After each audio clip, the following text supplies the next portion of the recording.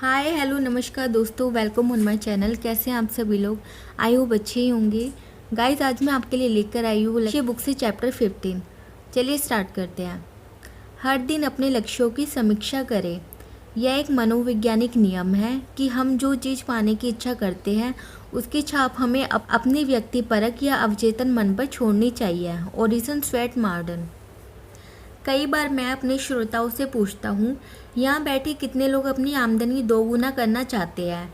इसमें कोई हैरानी नहीं है कि हर व्यक्ति अपना हाथ उठा देता है।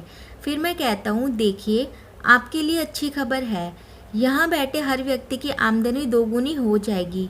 पक्की गारंटी है, बशर्ते आप पर्याप्त लंबा जिए। अगर आपकी आमदनी हर साल 3-4% बढ़ती है तो जीवन की लागत में होने वाली औसत सालाना वृद्धि है, तो आपकी आमदनी लगभग 20 साल में दोगुनी हो जाएगी। लेकिन यह काफ़ी लंबा इंतज़ार है। असल सवाल आमदनी दोगुना करना नहीं है। असल सवाल तो यह है, आप इसे कितनी जल्दी दोगुना करते हैं। लक्ष्य हासिल करने की गति को दोगुना करना। ऐसी कई तकनीकें हैं जो व्यक्तिगत और वित्तीय लक्ष्यों को ज़्यादा तेज़ी से हासिल करने में आपकी मदद कर सकती है। इस अध्याय में मैं आपको एक खास विधि बताना चाहता हूँ जिसने किसी भी अन्य विधि के मुकाबले ज़्यादा लोगों को शून्य से शिखर पर पहुंचाया है।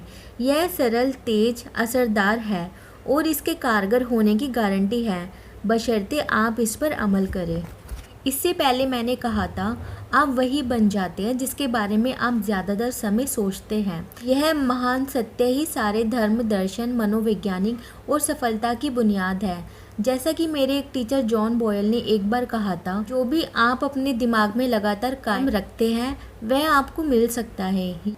सकारात्मक सोचना बनाम सकारात्मक जानना। आज बहुत से लोग सकारात्मक सोच के महत्व के बारे में बातें करते हैं। सकारात्मक सोच महत्वपूर्ण है, लेकिन यह पर्याप्त नहीं है।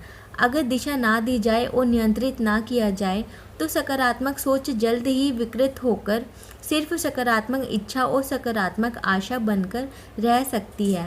हो सकता है कि सकारात्मक सोच प्रेरणा और उच्चतर उपलब्धि की शक्ति ना बन पाए और अच्छी बुरी परिस्थितियों में जीवन के बारे में सिर्फ एक खुशनुमा नज़रिया बनकर रह जाए। लक्ष्य हासिल करने में एकाग्र और प्रभावी बनने के लिए सकारात्मक सोच को सकारात्मक जानने में बदलना होगा। आपको अपने अस्तित्व की गहराई में इस बात पर पूरा यकीन करना होगा कि आप किसी खास लक्ष्य को हासिल करने में जरूर सफल होंगे। आपको बिना किसी शंका के आगे बढ़ना होगा। आपको संकल्पित और दृढ़ बनना होगा।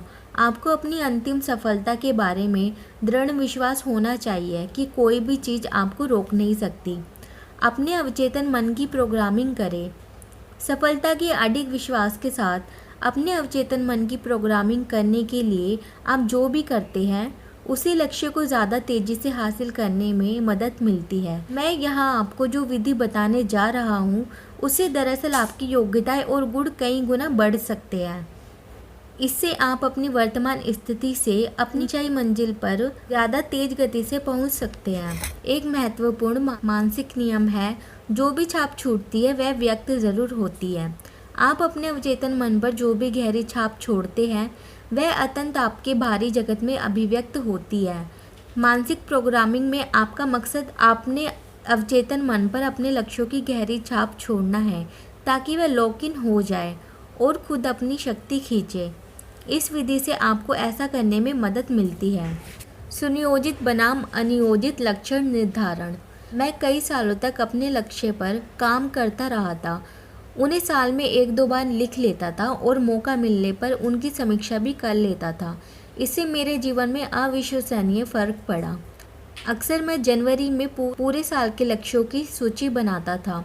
उस साल दिसंबर में अपनी सूची की समीक्षा करते समय मैं यह पाता था कि मेरे अधिकांश लक्ष्य हासिल हो चुके हैं, जिनमें सबसे बड़े और अविश्वसनीय लगने वाले लक्ष्य भी शामिल थे। फिर मैंने वह तकनीक सीखी जिसने मेरी ज़िंदगी पूरी तरह बदल दी।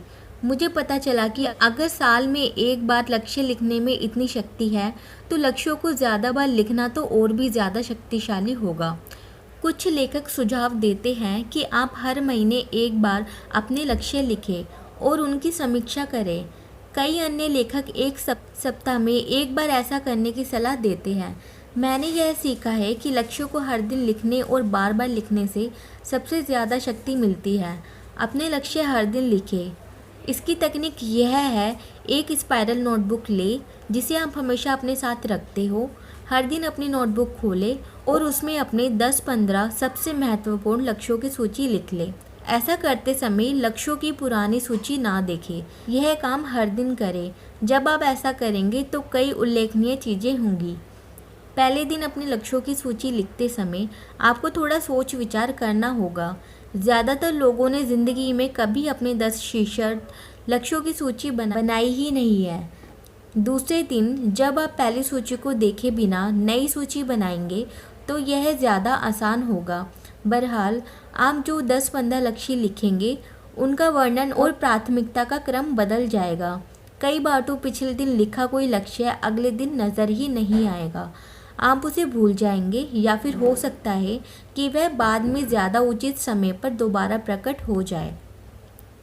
हर दिन जब आप अपने 10 से 15 लक्ष्यों की सूची लिखेंगे तो आपकी परिभाषाएं ज़्यादा स्पष्ट और पैनी बन जाएगी। आप अत्यंत हर दिन खुद को वही शब्द लिखते पाएंगे। आपके आसपास के जीवन के परिवर्तनों के साथ साथ आपका प्राथमिकता का क्रम भी बदलेगा। तो गाइज़, आज के लिए इतना ही। मिलते हैं नेक्स्ट वीडियो में। Thanks for watching.